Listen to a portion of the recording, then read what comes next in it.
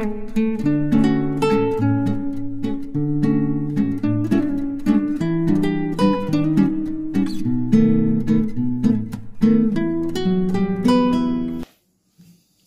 विद्यार्थी मित्रांनो, नमस्कार.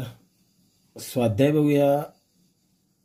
प्रकरण 11, कोनाचे प्रकार आणि त्यांचे उपयोजन. पहिल्यांदा याच्यात एक गोष्ट लक्षात ठेवायची, ती म्हणजे कोणतीही. हे बघा, हा कोनमापक आहे आणि हा त्याचा कोनमापकाचा हा केंद्रबिंदू. हे तुम्हाला सर समजवतील. पण याच्यातला 4 ते 5 प्रकारची कोन बघूया. हा एक आहे शून्य कोन. शून्य कोन हे तुम्ही समजून घ्या. लघुकोन, हा लघुकोन असतो 90 अंशाच्या. हा जो 90 आहे ना, यापेक्षा कमी. म्हणजे एक पासून तर 89 पर्यंत, 90 पर्यंत हा असतो लघुकोन. 90 पेक्षा कमी माप, 90 पेक्षा कमी. काटकोनाचं माप असते 90 अंश बरोबर. चौथा कोन असते विशाल कोन.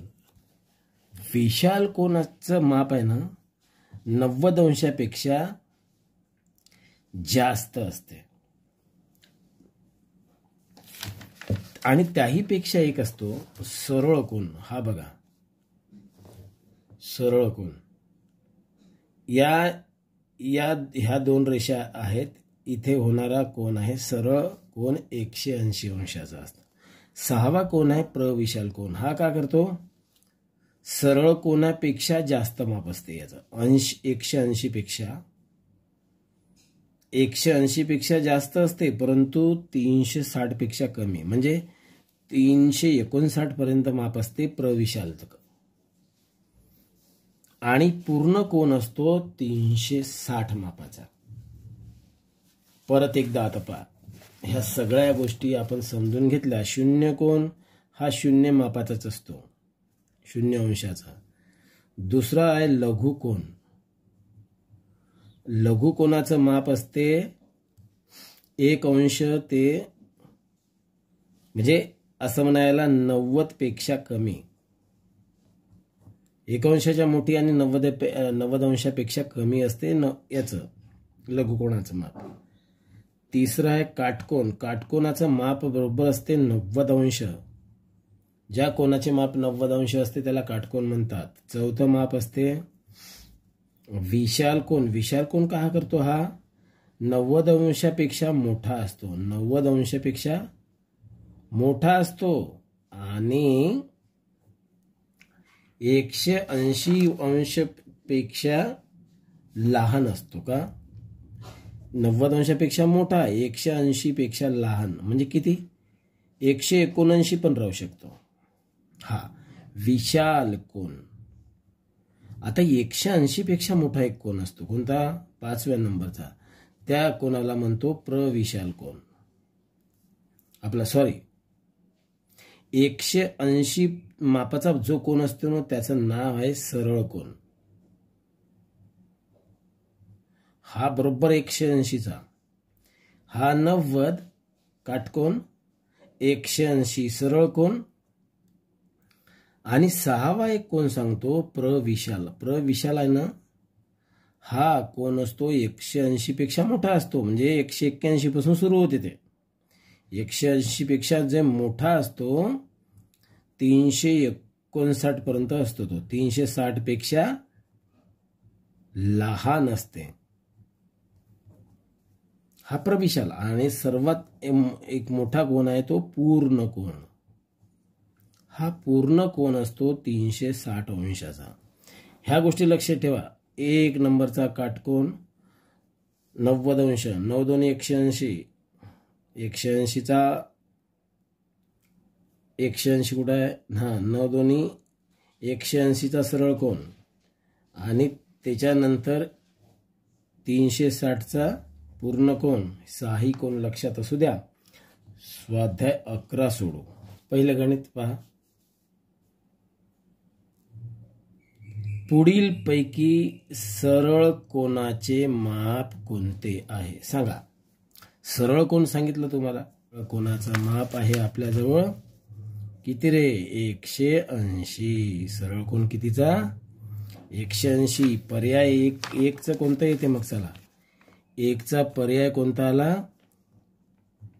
सरळ कोनाला 180चा पर्याय आला बी. कोणता आला रे पर्याय आला बी. दुसरं बघूया. पुढील पैकी कोणती आकृती प्रविशाल कोन दर्शवते. विशाल कोनापेक्षा मोठा सांगा. या कोनाला म्हणतो आपण पहिला कोन आहे हा लघुकोन. दुसरा कोन आहे हा कोन आहे मोठा कोन. 180 पेक्षा जास्त आहे. 90 पेक्षा जास्त कोनाला म्हणतो आपण विशाल कोन. आणि प्रविशाल का करतो 90 पेक्षा म्हणजे असा जातो हा. ही काट इथे येतो ना हा असा येतो मोठा एवढा मोठा. हा असतो प्रविशाल कोन. कोणता प्रविशाल कोन. आणि हा थेट सरळ आहे ना असा असा जाऊन असा काटकोनातला याला काटकोन म्हणतो. आकृत्या लक्षात ठेवा आधीच्या. चला पर्याय कोणता आला रे या दुसऱ्या नंबरचा. पर्याय आला सी. तिसरं उदाहरण बघा. रिकामी जागा कोण तयार करतात. हा ना रिकामी जागा आहे कोण तयार करते म्हणते. हे आता आपण एक कोण तयार करून घेऊ. असं हा एक कोण आहे का नाही. हो हा कोण तयार करते म्हणते. कोण करते. 2 रेषा करतात का. ह्या 2 रेषा आहे का. पहिला पर्याय नाही. ए पर्याय नाही. चला दुसरा बी पर्याय आहे. 2 रेषाखंड आहेत का हे नाही है ना. 2 रेषाखंड नाहीत. लक्षात घेऊन सांगतो तुम्हाला. तिसरा पर्याय ही 2 किरण आहेत का. हाय नाही. आता हे 2 किरण असे राहू शकतात. 2 किरण नाही. तिसरा पण नाही. चौथा काय म्हणते पर्याय बघा. सामायिक बिंदू असणारे 2 रेषाखंड. का म्हणते रे भावांनो. सामायिक बिंदू हा एक रेषाखंड आणि हा एक रेषाखंड परंतु याला सामायिक बिंदू आहे. हा सामायिक बिंदू तुम्हाला हे समजून घ्यायला लागणार. सोपं. चला पर्याय कोणता आला. आता बघा 2 रेषा नाही. 2 रेषाखंड नाही. 2 किरण नाही. का महत्वाचं आहे. सामायिक बिंदू असणारे 2 रेषाखंड. चला पर्याय आला डी आला. चौथं गणित बघू. कात्रीच्या जोडलेल्या पात्यामध्ये पुढीलपैकी कोणता कोन तयार होणार नाही. माझ्याजवळ एक कात्री आहे. ही बघा ही कात्री. याच्यामध्ये या कात्रीमध्ये एक कोन तयार करून टाकतो मी. पहा इथे हा सामायिक बिंदू बघा. हा सामायिक बिंदू एक कोन तयार करू आपण. पहिल्यांदा हा लघु कोन तयार होतो. पहा बी नंबरचा. हा झाला का लघु कोन तयार. हा बघा हा बी लघु कोन तयार झाला. काटकोनही होते सी नंबरचा. बघा सी नंबरचा काटकोन अगदी 90 अंशाच्या मापाचा. बघा हा बघा हा आणि हा 90 अंशाचा काटकोन झाला. विशाल कोन आहे ना 90 पेक्षा मोठा असते. पहा थोडासा मोठा करतोय. हा एवढा मोठा झाला. विशाल कोनही झाला. बघा हा 90 हा 90 पेक्षा हा विशाल कोन. पण कधी कोणता तयार होणार नाही रे. प्रविशाल कोन होणार नाही. कारण प्रविशाल कोन काय असतो 180च्या जास्त असतो. म्हणजेच ए पर्याय कोणता राहील रे. पर्याय क्रमांक ए हा चला 5वं गणित समजूया. पुढीलपैकी कोणत्या घड्याळाच्या 2 काट्यामध्ये काटकोन झाला आहे? आकृती बघा पहिली.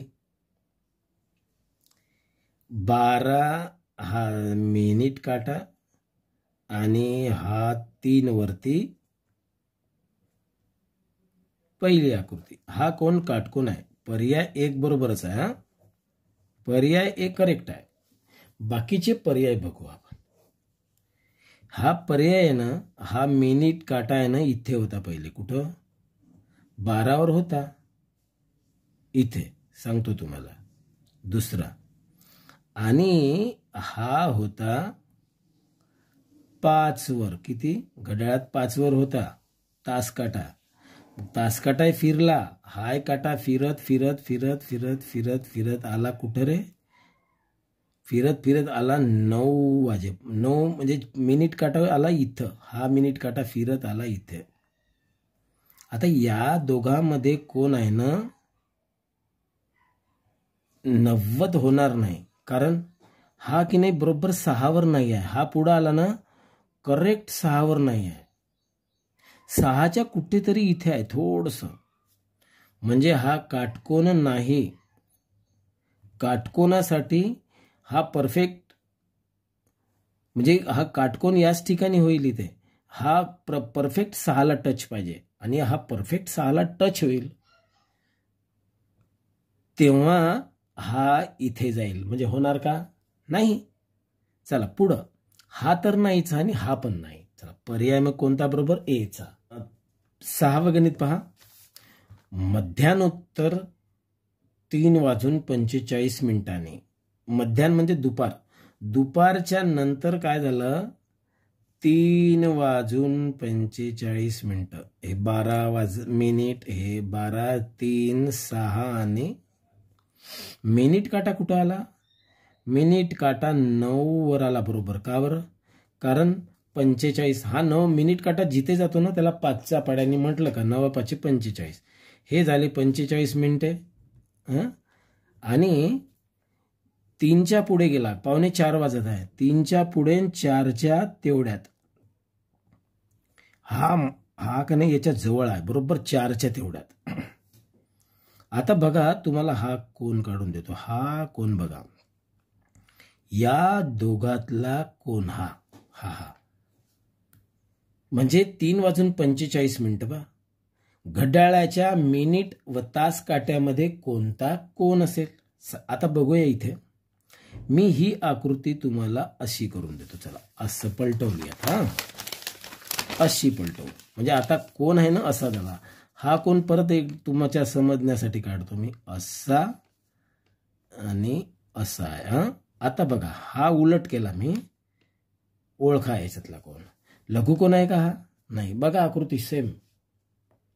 लघु कोण आहे का? नाही. सरळ कोण आहे का? नाही. सरळ कोण म्हणजे एकाच रेषेत असतात. चला विशाल कोण? काटकोन इथं आहे. काटकोन. हा आणि काटकोनापेक्षा जास्त विशाल कोण आहे. विशाल कोण कुठपर्यंत असतो? 179 पर्यंत. इथपर्यंत. याच्या इथपर्यंत येते ते. याच्यापेक्षा कमी असते. इथं विशाल कोण? याच्यापेक्षा इथं हा इथून सुरू झाला. 91, 92, 93, 94, 95, 179 पर्यंत. 180 पर्यंत सरळ कोण येते. प्रविशाल कोण काय होते? 181च्या वर असते. मग सांगा कोणता कोणाला याच्यात? हा नाही आहे. हा नाही. कोणता कोण आहे? हा विशाल कोण आहे. कोणता रे? विशाल कोण आहे. कोणता कोण तयार झाला? आणि पर्याय आहे आपला सी. 7वा प्रश्न बघा. पुढीलपैकी कशामध्ये कोणाचा उपयोग केला जात नाही? कशामध्ये केला जात नाही? एक तर 4था पर्याय पाहिजे. क्रीडा स्पर्धा. मैदान मोजताना कोणाचा उपयोग केला जातो? कबड्डीचं मैदान, खो खोचं मैदान असो, कोणाचा उपयोग केला जातो? त्याशिवाय सरळ मैदान आखता येत नाही. म्हणजे हा पण पर्याय नाही. चला डी नाही आहे. डी नाही. मग येऊया सी. इमारतीचं मोजकाम बांधकाम करताना मोजकाम करताना तो मिस्त्री जवळ वापरतो, इंजिनियर वापरतो. कोणाचा उपयोग याच्यामध्येही करतात. म्हणजे का म्हणते, कोणाचा उपयोग केला जात नाही याच्यामध्ये करतात, म्हणजे हा उपयोग नाही. दुसरा पाहू, बी नंबर पाहू. सागराची खोली. सागराची खोली मोजत असताना मात्र कोणाचा उपयोग केला जात नाही, हा पर्याय बरोबर आहे. पण त्याच्या आधी हे पाहू, दोन रेषाखंडामधील वळणाचे प्रमाण. दोन रेषाखंड आहे ना, त्याच्यामध्ये वळणाचे प्रमाण मोजण्यासाठी कोणाचा उपयोग केला जातो. हे एक रेषाखंड पहा, आणि हा एक रेषाखंड आहे ना. दोन रेषाखंड वळले, हे इकडे वळला, हा इकडे वळला, आहे ना वळण. मग याला हे मोजता येते की नाही रे कोनवर, कोण मापक आला की नाही इथे. म्हणजे पर्याय ए सुद्धा नाही, याच्यामध्ये उपयोग केला जात नाही. बाकी तिन्ही याच्यात सांगा पर्याय कोणता. पर्याय आहे आपला बी, सागराची खोली मोजताना उपयोग केला जात नाही. 8वा प्रश्न तसा सोपा आहे बघा, सांगा उत्तर पटकन. पूर्ण कोनाचे माप किती असते. पूर्ण कोन 180 हा काय आहे, सरळ कोन आहे ना. चला दुसरं काय, 360 आहे पूर्ण कोन, हा आहे शून्य कोन. तिसरा पर्याय शून्य कोन.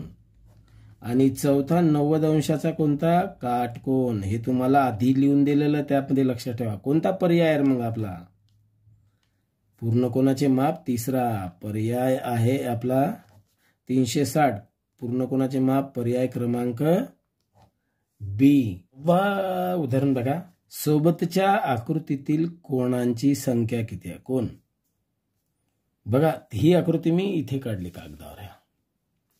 या बी सी डी ई ह्या रेषाखंड आहेत आणि एकच सामायिक बिंदू. किती कोण मोजायला गेले तर कोण हा एक होईल आणि हा एक, 3 कोण होईल, आहे की नाही. पण एक सोपी गोष्ट आहे, का करायचं, असे रेषाखंड एकात एक कितीही दिलेत तेव्हा काय करायचं, हा कोण 1 झाला, हा 2 रेषातला 1, याला 2 नंबर, हा 2, एकूण कोण किती झाले, 3 झाले. 3 कोण, 1 2 3 लिहायचे. जेवढे बी रेषा दिल्या त्याच्या मध्ये मध्ये लिहायचं. या तिघांची बेरीज करा, 1 2 3 3 3 6. 6 हे पर्याय झाला, म्हणजे याच्यात एकूण कोण भरतात 6. त्यामुळे पर्याय कोणता येईल याच्यात, पर्याय येतो आपला डी. चला कोणता पर्याय येईल रे, पर्याय आला डी. आता हे त्याच्यासोबत दुसरं एक उदाहरण सांगतो. हे एक रेषा, ही एक रेषा, या 3 याच्यातले किती कोण तयार होईल सांगा बरं. असंच करा, असं नंबर द्या. हे 1 आणि 2 यांची बेरीज करा 3, यांच्यामध्ये 3 कोण तयार होते. असे किती रेषा देऊ द्या, म्हणजे गडबड म्हणजे गोंधळायचं नाही. का करायचं, 1 2 3 4 5 5 कोण झाले, सगळ्यांची बेरीज करा. 5 आणि 4 9 आणि 3 12, 12 1 13, 13 2 15, बरोबर आहे ना. 15 कोण तयार होईल येतात. तसंच करायचं, बेरीज करायची. चला पर्यायाला डी. गणितामध्ये हा एक चौकोन दिलेला आहे, हा असा एक चौकोन आहे, पाहू आपण. आणि हा एक कर्ण आहे. सोबतच्या चौकोनात किती कोण तयार झाले पाहू आपण. बघा, हा एक कोण तयार झाला, हा एक कोण तयार झाला. आता सांगा, इथे इथे होतात 3 कोण. तुम्हाला आत्ताच्या रेषावरनं सांगितलं होतं. इथे किती रेषा आहेत, 3, 1 2 3. म्हणजे इथे हा एक छोटा 1 कोण, हा एक 2 कोण, हा एक तिसरा 1 कोण. इथे किती झाले, 3. इथे 1 कोण, इथे 1 कोण. त्याप्रमाणे इथे पण 3 होईल की नाही. हा 1 कोण, हा 2 कोण आणि हा 2 रेषेचा. म्हणजे एकूण किती कोण झाले रे? चला, पर्याय कोणता आला मग? पर्याय आला डी. डी आपला पर्याय आला डी. आणि त्याचं उत्तर आहे 8. 8 कोण येते आता आपला लक्षात आलं? चला.